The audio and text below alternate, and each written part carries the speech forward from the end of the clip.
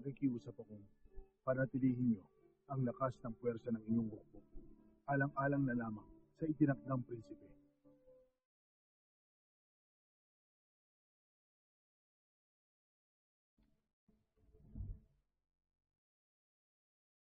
Ama, bakit niyo po sinunog?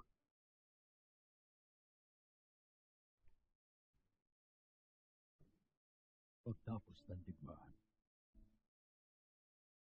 muling mananay ka mo sa pampulitika. Anak, samantalahin natin ang pagkakataon. Magkasama tayong mag-ama.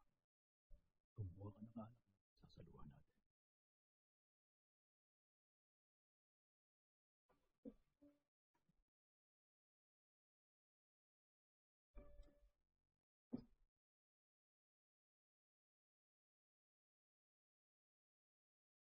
Admiral Lee, may ulat si Kapitan Song.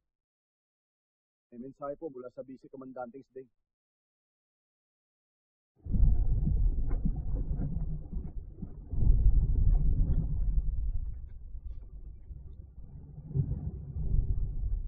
Sino ang mga taong ito? Dr. Cesar Samar. Sila ang pumatay sa anak mo sa asa. Pasalamat ka kay Chen at nadakit niya kaagad ang masasamang loob na ito. Inutos niya na iparating sa iyo ang balita. Sila raw ang pumatay sa anak niyong Simeon. Inutos daw ni Chen na iparating sa inyo ang balita.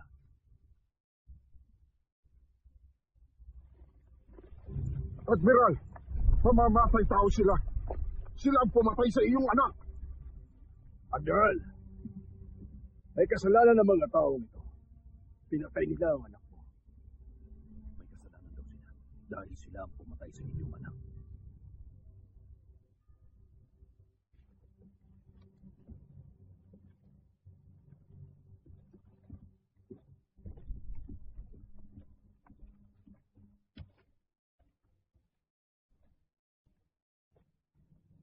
Admiral, pugutan mo sila ng ulo upang makalagot ka. Pagkatapos nun, ipalis mo na ang barikada. Bumalik na tayo sa kanya-kanya nating bayan. Ipalis niyo na raw ang barikada at bumalik na kayo sa kanya-kanyang bayan. Hindi na natin kailangan magsakripisyo pa. Hindi na raw natin kailangan magsakripisyo pa.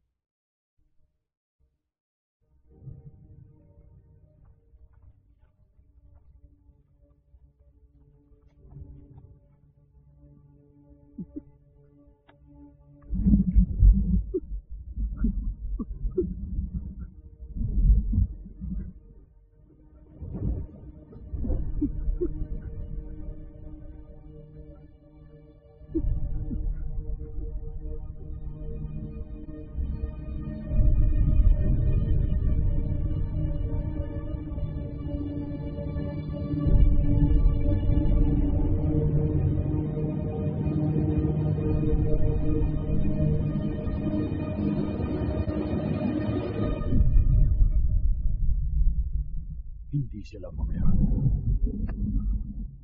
Hindi raw sila yun. Admiral, pinipilit mo ba makipaglaban? Dahil tapat ka sa hari niyong walang kahihiyan? Yun ba ang dahilan? O hindi kaya? Nais mong ipaghihinti ang mga namatay sa digmaan? Alam ng lahat na tapos na ang laban! Kahit na ang iyong hari, alam ang katotohanan!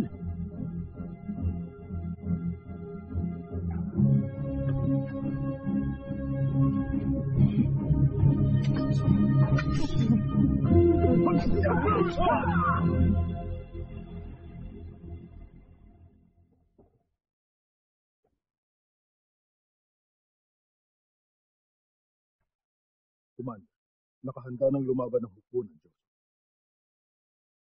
Mas maningning na ala ng kanila. Tama. Iba ang isla nito. Kung wala ang talang, Napahamak na ang hukbo.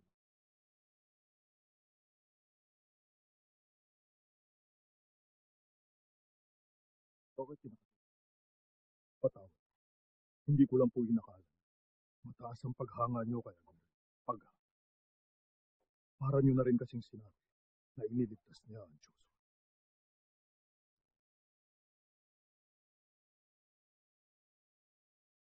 Sinugo ka rito ng inyong emperador dahil layunin mo na iligtas ang Joseon.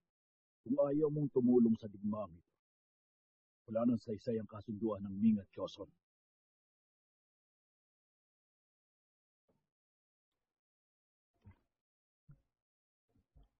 Mga kasama! Lumapit kayo rito! Patuloy siyang lumalaban kahit walang parangal mula sa kanyang hari. Subalit, kung totoo po yan, paano siya nakakatagal? Dalawa ang dahilan. Gusto na niyang mamatay o kaya Magtungo tayo sa kanilang panig. Tawagin sila. Dito muna tayo maghintay.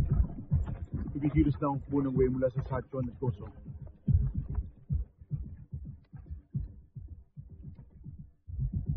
hindi pa pinawawalang bisa ang kasunduan ng Ming at ng Joseon.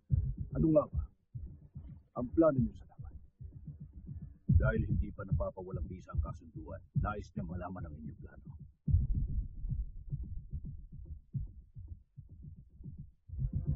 Inalugad ng pangkat namin ang kinaroroonan ng hukbo ng Wei sa isla ng Kangson sa silangan ng Namib. 500 barko ang bilang ng pinakamalaking pangkat simula ng unang pagsalakay. Aabuti ng 6 na oras upang makalapit sila sa atin. Dadaan sila sa kipot ng Noryang bago nila marating ang loob ng Gwangyang. Maglalayag sila ng 6 na oras at babagtasin nila ang Noryang. Sa tono ng pananalita, ilang ngayong gabi ang pagsalakay.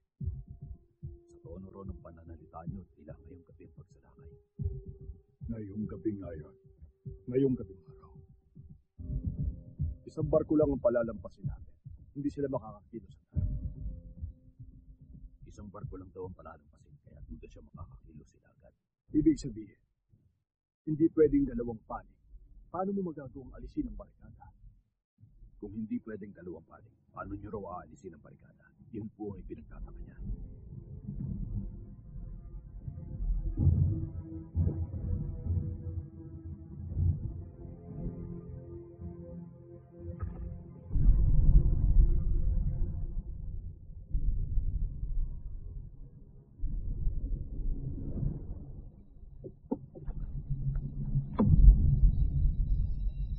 Dito, sasalubungin natin sila sa kipot ng Noryang.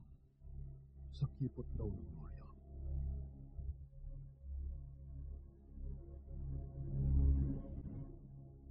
Pamumuluan mo ang laban. Tinatanong niya kung pamumuluan niyo ang laban. Sa planong yan, mapapalibutan tayo ng hukbo nila. Dahil daw sa plano niyo, mapapalibutan tayo ng hukbo ng kalaban. Hindi nila alam na dadaan tayo sa loob ng Gwangyang. Malilin lang natin si Kunishe. Imposible yun. Paano malilin lang ang matalinong kalaban? Matutuklasan niya agad ang plano. Kaya sa lalong madaling panahon, kailangan matapos kaagad ang sagupang ito. Kailangang matapos daw agad ang sagupang ito. Paano mo magagawa yun? 500 ang kanilang barkong pandigma. Kung 500 daw ang barko nila, paano tayo magtatagumpay sa laban?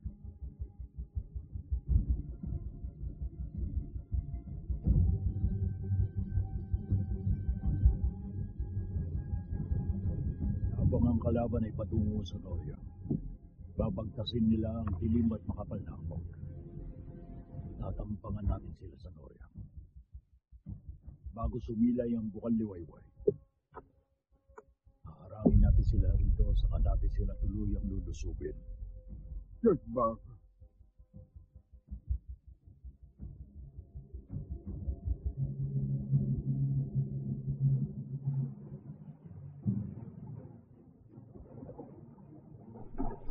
Bilisan nyo!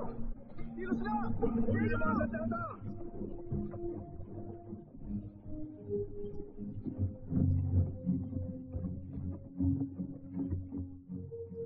Kaya ng utos, sinindihan na po namin ang lahat ng sulok.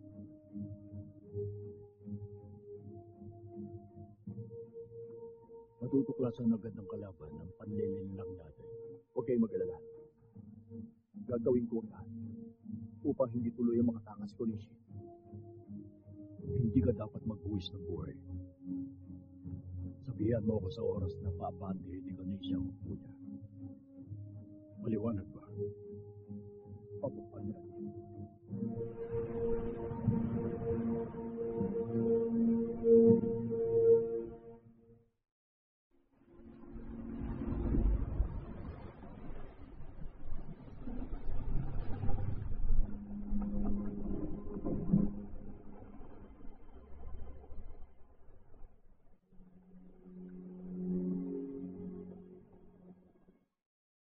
Ito ang talaan ng mga nasawi sa nakalipas na 7 taon.